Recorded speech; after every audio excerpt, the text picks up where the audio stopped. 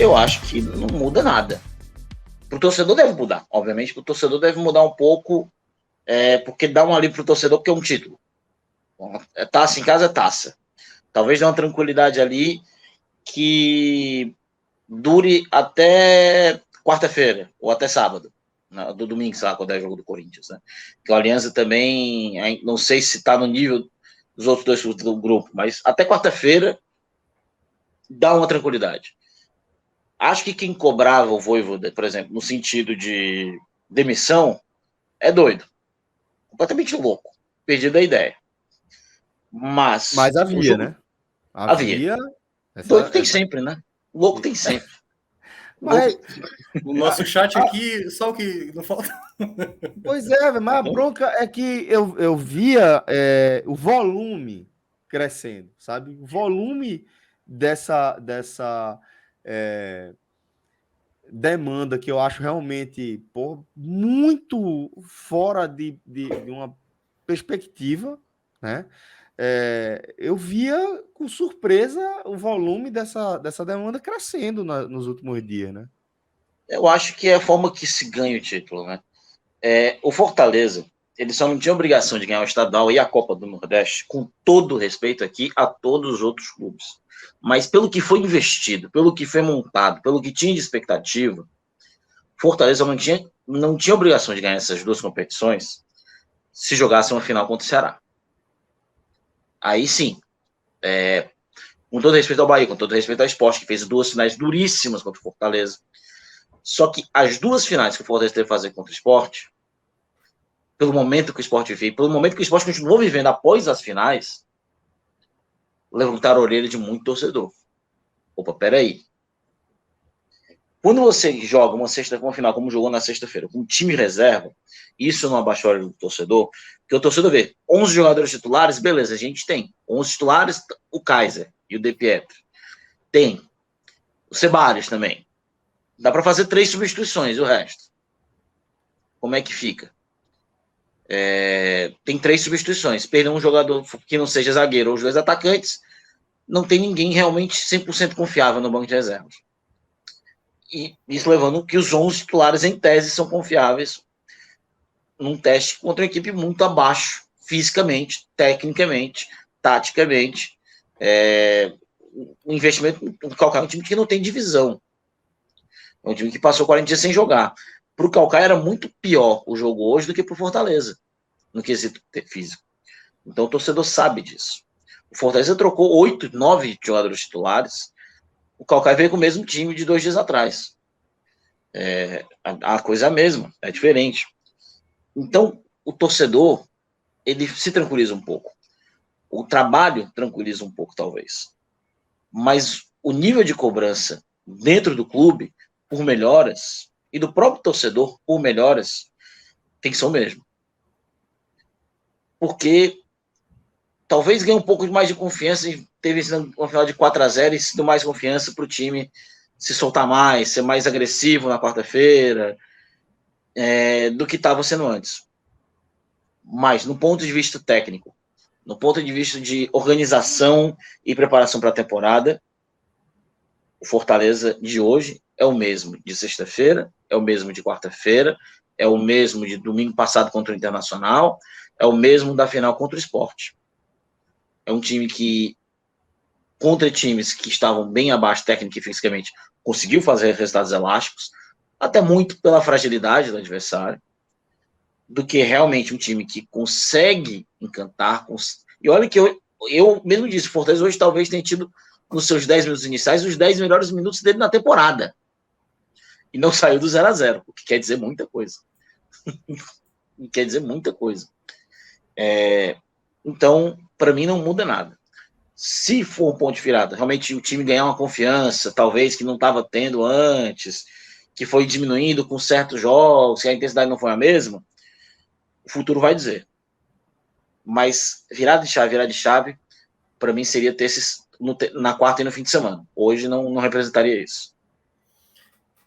Para mim, Celso, de uma maneira geral, como o Luca mencionou, né? O campeonato estadual, esse jogo contra o Calcaia não seria parâmetro para uma certeza de que há uma melhoria. Mas, como eu falei aqui, depois da derrota para o Internacional na semana passada, Fortaleza teria 4 jogos em casa para evoluir como time. E eu acho que ele teve uma evolução. A gente já começa a ver um desenho de time, a palavra que eu falei na semana passada, né?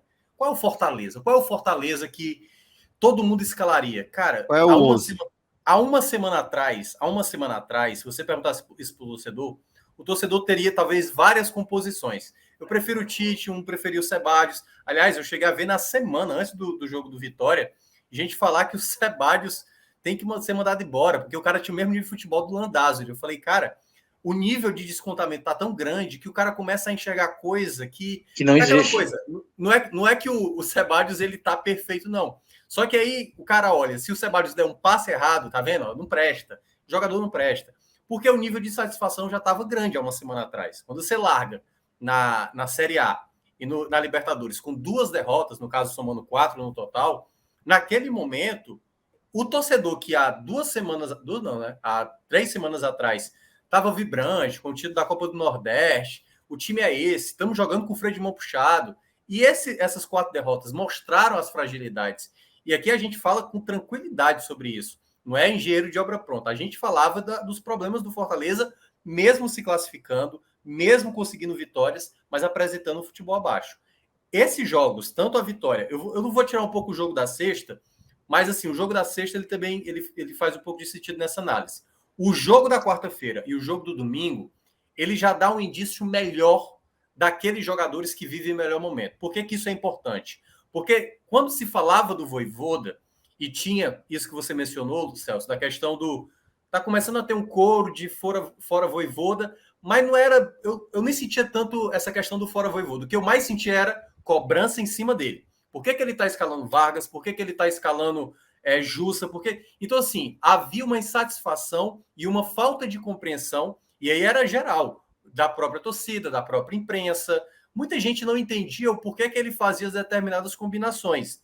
E aí, ao longo desses jogos que aconteceu, basicamente o time que entrou em campo hoje, diferentemente do que entrou na quarta-feira, né, considerando que é o time titular, a única diferença foi Tinga, no lugar do Sebadios, e, no caso, o Jussa, né, que saiu para a entrada do Hércules. Essa foi a única diferença. Então, basicamente, a partir desse time que jogou nesses 2 jogos, eu acho que é aonde o Vojvoda vai tentar colocar de maneira mais recorrente. Claro, Fortaleza está no meio da maratona de jogos, né? Hoje, por exemplo, teve muito jogador que terminou os 90 minutos e que eu já fico preocupado mais à frente se esses caras vão sentir. Por exemplo, Pikachu jogou de novo mais uma vez 90 minutos. Lucas Lima, que não tem reserva, jogou também os 90 minutos. Eu até teria o Vargas, né? Pois é, eu teria sacado até ele ali, né? Eu teria sacado até ele ali para colocar o Ronald no final, mas o Vojvoda acabou tirando o Hércules, né? Então, assim, de uma maneira geral, já se desenha um time parece estar se formando. Só que esse time vai agora para 2 jogos de muita pressão. Porque esses 2 jogos, o jogo contra o Vitória e o jogo contra o Caucaia, o Fortaleza ele entrava com status de bem favorito mesmo. O Alianza Lima, por exemplo, ele está numa situação que vendeu caro, né? As derrotas tanto para o River Plate como também para o Colo-Colo. Fortaleza vai ter que jogar muito bem para confirmar a vitória na quarta-feira. E vai ter que jogar mais ainda contra o Corinthians, que por mais que as pessoas falem, o Corinthians perdeu de 3-0 do Palmeiras, mas o Corinthians, quando joga geralmente fora de casa, com exceção da vitória sobre o Botafogo, né, que foi na primeira rodada da Série A, jogando dentro de casa, o Corinthians é uma equipe muito difícil de ser batida. Muito difícil. Desde o ano passado com o Silvinho e agora mais ainda. Então, assim, vai ser 2 desafios bem complicados para o Fortaleza pela frente. E aí é onde o Fortaleza precisa... O primeiro ponto que o Fortaleza tem que tirar de lição desses jogos que teve. Saber jogar o jogo. Saber implementar o seu ritmo. E às vezes não dá para fazer isso os 90 minutos, até porque o Fortaleza, por conta desse desgaste, possivelmente não vai conseguir manter esse ritmo nesses 2 jogos. É fundamental para o Fortaleza compreender momentos da partida que você precisa matar um jogo, na hora que você precisa ter atenção no sistema defensivo.